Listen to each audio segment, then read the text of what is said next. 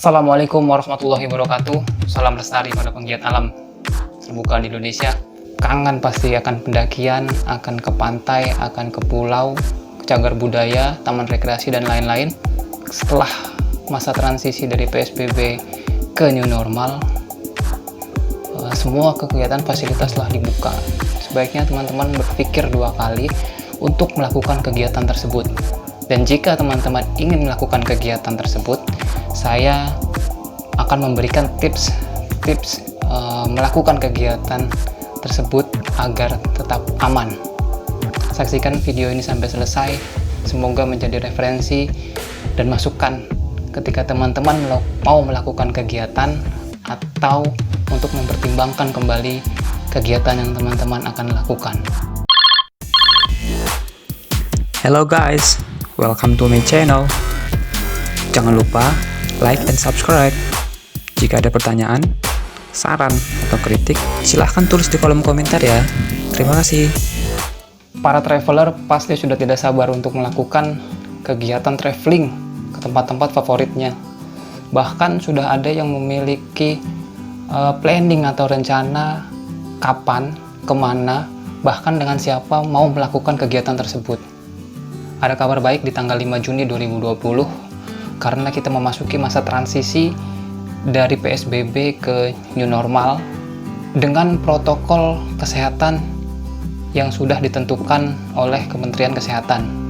Sehingga ada beberapa tempat traveling atau alam terbuka yang sudah membuka tempat lokasinya, dan ada juga yang masih tutup karena masih mempersiapkan sistem perencanaan teknis dalam melakukan peraturan baru di dalam protokol kesehatan new normal tersebut.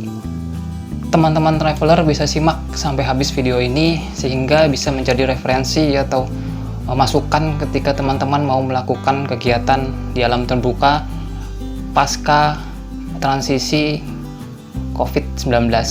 Saya sendiri biasa melakukan kegiatan di alam terbuka seperti mendaki gunung. Di grup Facebook yang saya ikuti banyak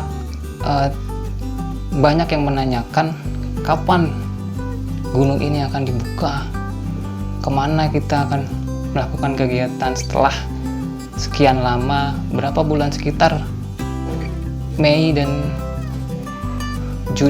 April dan Mei, sekitar 2 bulan kita stay at home di rumah, sehingga kita rindu sekali akan melakukan kegiatan di alam terbuka.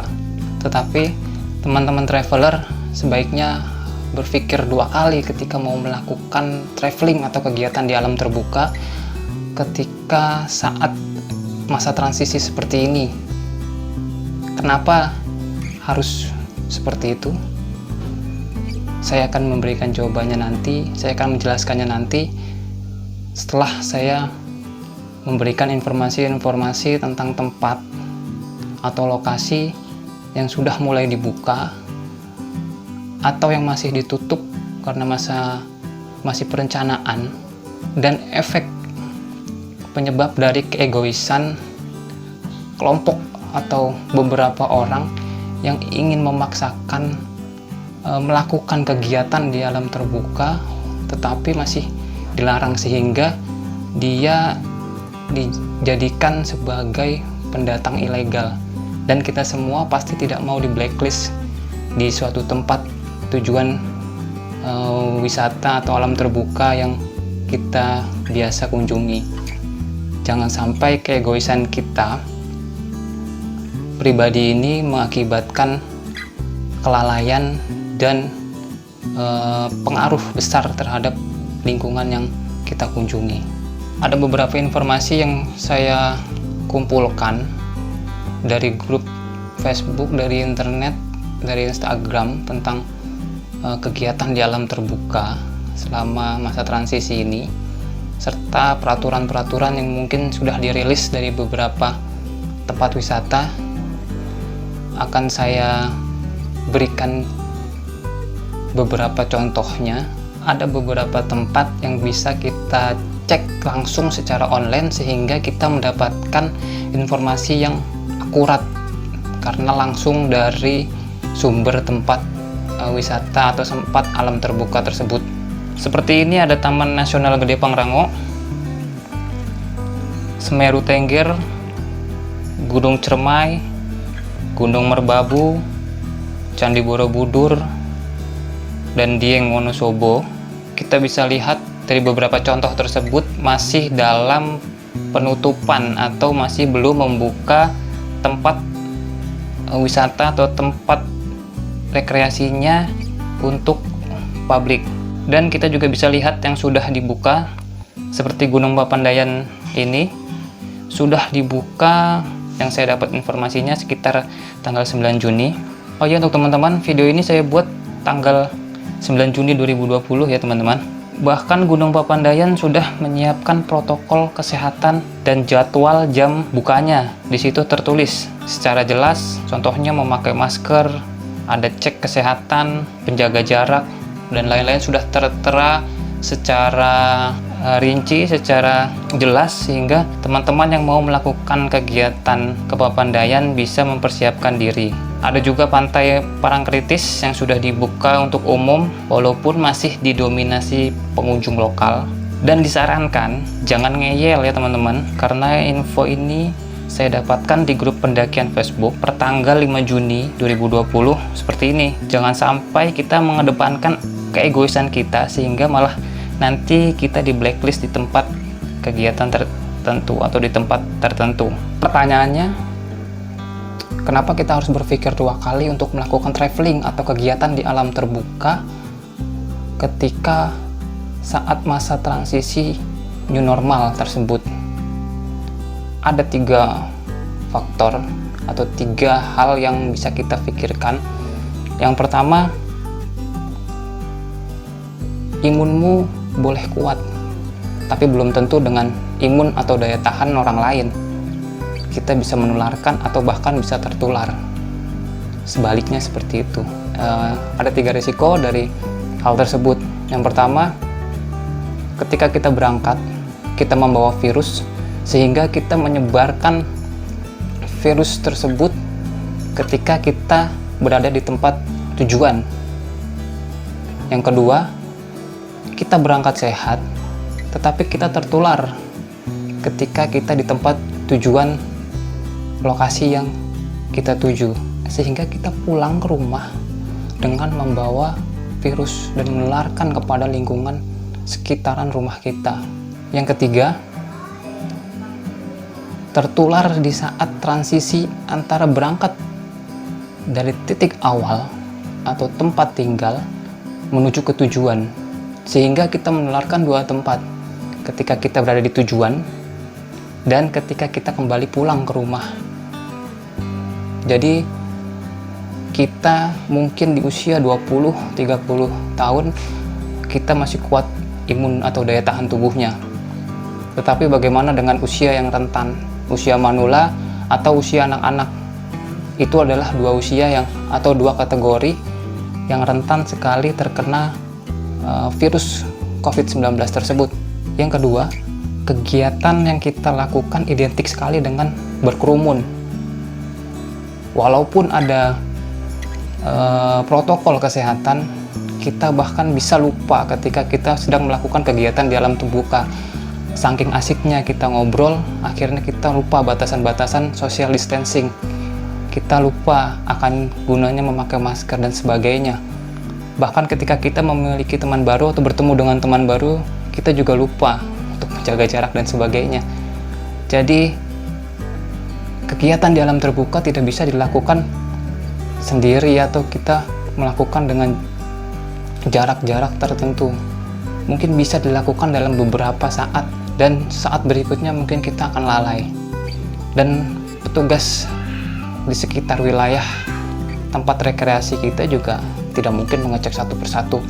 Ketika teman-teman selesai masuk ke pintu registrasi dan berjalan sampai masuk ke dalam hutan, hanya diri kita saja yang dapat mengontrol, karena teman kita juga belum tentu bisa mengingatkan, karena hanya diri kita yang bisa mengontrol kapan kita harus melakukan protokol-protokol kesehatan tersebut. Yang ketiga, melakukan kegiatan traveling atau kegiatan di alam terbuka pada saat seperti ini rasanya jadi tidak begitu penting jika dibandingkan dengan resiko-resiko yang akan kita terima, karena bukan hanya diri kita saja yang akan tertular atau terkena, bisa juga kita membawa virus untuk orang lain, bukan 1 atau 2 orang, bahkan bisa 10 orang dan ratusan orang. Jadi kita bisa menjadi dewasa dalam bertindak, kita bisa bersabar, menahan ego untuk melakukan kegiatan-kegiatan yang sifatnya berkerumun dengan jumlah yang banyak, bahkan untuk menjaga jarak pun susah. Tetapi tunggu dulu, bukan berarti kegiatan yang kita lakukan itu dilarang dan terlarang. Indonesia sekarang sedang melakukan atau menggenjot ekonomi nasional. Salah satunya ada di sektor pariwisata, karena itu adalah salah satu sektor terbesar penyumbang pemasukan. Jadi teman-teman bisa melakukan kegiatan di alam terbuka dengan mengurangi intensitasnya. Dan ada beberapa tips ketika melakukan kegiatan terbuka agar teman-teman traveler bisa melakukan kegiatan terbuka dengan aman. Yang pertama, teman-teman harus mengikuti aturan yang berlaku di tempat tujuan teman-teman. Misalnya harus memakai masker, harus ada cek kesehatan, atau membawa surat sehat, dan sebagainya. Jika teman-teman ketika di tempat tujuan dicek kesehatan, mencapai suhu atau mengalami sakit, dan mendapat masukan untuk tidak melanjutkan perjalanan, teman-teman harus berlapang dada untuk menerimanya. Yang kedua, cobalah untuk menjadi solo traveler, menjadi penggiat alam terbuka dengan tidak berkelompok atau bergerombol dengan jumlah yang besar. Bisa dengan 1 orang, 2 orang, bahkan paling banyak 3 orang. Teman-teman bisa melakukan kegiatan agar jarak social distancing dan protokol-protokol kesehatan bisa teman-teman lakukan. Karena ketika teman-teman bergerombol dalam jumlah banyak, resiko kita lebih besar daripada kita melakukan perjalanan dengan jumlah personil yang lebih sedikit. Yang ketiga, buat planning atau rencana kemana teman-teman akan bertuju. Cek dulu kemana teman-teman akan melakukan tujuan, apakah masih masuk zona merah atau sudah aman. Jangan sampai teman-teman melakukan kegiatan hanya sekedar berangkat, modal berangkat, tapi ternyata di sana masih dalam zona merah, sehingga resiko kita tertular sangat besar dan kita kembali pulang dengan keadaan yang mungkin was-was karena dalam pikiran tertular atau tidak tertular. Yang keempat, selalu siapkan hand sanitizer dan masker atau buff untuk menutup mulut dan hidung dan membersihkan tangan ketika kita melakukan interaksi dengan penggiat alam terbuka lainnya. Yang kelima, pisahkan pakaian kotor kita di dalam satu plastik dan ikat rapat.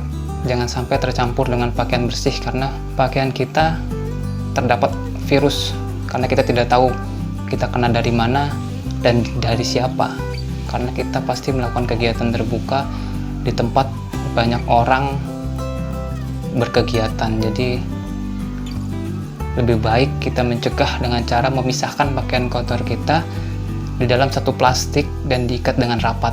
Yang keenam, langsung bersihkan badan kita, pakaian kita, peralatan kita yang kita pakai dalam kegiatan tersebut ketika kita sampai pulang ke rumah atau sampai ke tempat asal, tempat tinggal kita, agar kita dapat membersihkan virus-virus yang mungkin tertempel di badan kita dan kita dapat menyelamatkan keluarga kita dari dampak atau tertularnya virus yang kita mungkin bawa dari tempat tujuan kita.